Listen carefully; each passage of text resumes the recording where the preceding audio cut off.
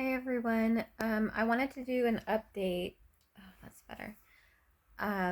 Today, I know I missed my Sunday update, but there was not really a lot going on. Um, but yesterday, I noticed that my midsection was feeling like I noticed that my weight, 'cause I have to weigh myself every day and record that as well as my blood pressure, temperature, and pulse. Um, and I noticed my weight was going up like 1 to 2 pounds a day, and I thought it was because I was getting fat. But the only thing that seemed to be getting bigger was my abdomen. And I started feeling the same way I did when I had ascites.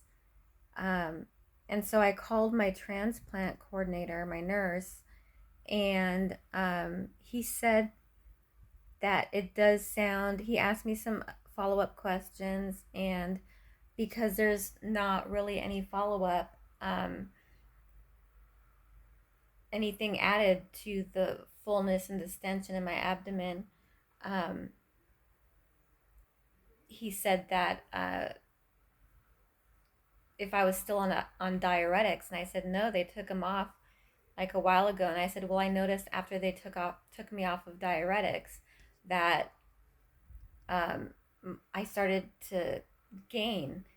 And so he's like, okay, well, go ahead and go back on the diuretics and see how that works. And it turns out it worked really well because yesterday I weighed 133, and then this morning I weighed 129. So the diuretics are working, and it is, in fact, fluid accumulation in my abdomen, which happened before I got the transplant because of the liver disease. Um, Now, after my transplant, I did need to get another paracentesis, which is where they poke a hole in the side of your abdomen, insert a hose, and drain the fluid. And they said it's possible you may need another one last one, sometime. And so this didn't really surprise me that I needed a new one.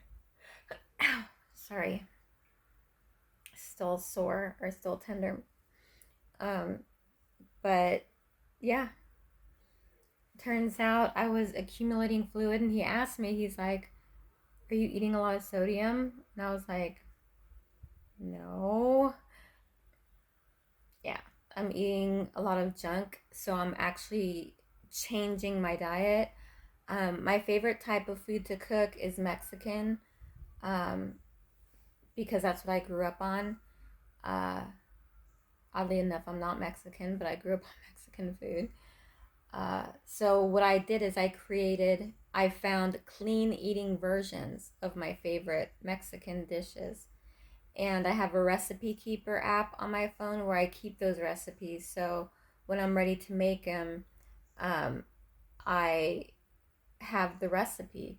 I also have some uh, Nicaraguan dishes in there, because my mom is from Nicaragua, and one of them is called gallo pinto. And I also have like what I like to do. What I had when I lived in Nicaragua for 2 months, and one of the appetizers is they would have mashed red beans with some like crema and like a Mexican cheese on top, and they would serve it next to a side of fried plantains, and it was so good. So I have that recipe. I have a recipe for cacao, which is like cacao is like raw cocoa. I mean, it's like raw cocoa beans, like raw, like nothing, not cocoa, but cacao, which is like raw. Okay. Anyway, I'm pretty sure I looked at the difference between cocoa and cacao, and I think the cacao is like the raw version, like the difference between dark chocolate and milk chocolate. So what I do with that is I mix the cacao powder. I have organic cacao powder, and I mix it with water, like a little bit of water, until it's well blended. And then I add it. I put it in a mason jar, and then I fill the mason jar with ice and fill that with almond milk, and it's so super good. It's one of my favorite drinks. Um, so I have a mixture of really clean versions of Nicaraguan and Mexican food. Um, I'm also gonna take up like weightlifting, like because I need to gain muscle. I mean, I lost so much muscle um, over the course of the last couple of years. I lost, well, over a year, maybe a year and a half. I lost 150, 160 pounds, and I've been down in the 120s ever since. When I started getting sick, I was 250, 255. So I've been down in the 120s for over a year now. Um, and it's weird because I'm still that big girl. And I look at myself and I'm even though I've been wanting to lose all of that weight because I wanted to get really healthy and fit and maybe even attend my first amateur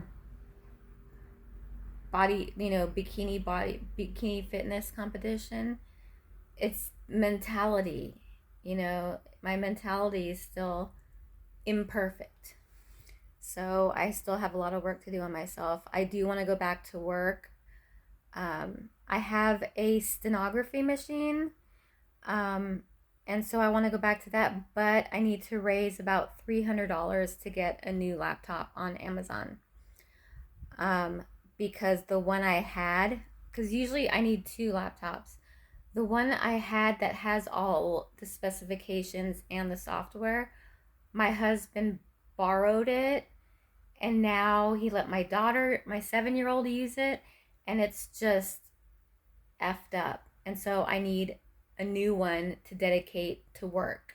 And that's about $300 on Amazon, which is where I got the original one. And it's fantastic, but my daughter effed it up. So I need to get a new one. And I think $300 is pretty reasonable. So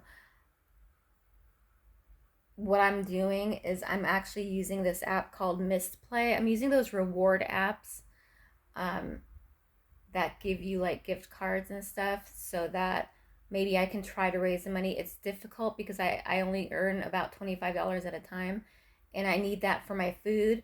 Plus I need to try to put some away for what's it called? My laptop, and it's hard. So, I don't know how I'm gonna come up with $300, but I am hoping on the universe to send me an angel to help give me that step stool, give me that first boost into my new career so that I can become financially independent and then, I can turn around and pay it forward. Um, because going through this, I've learned so much about myself and about humanity, and all I want to do is help. If I can help, I want to help.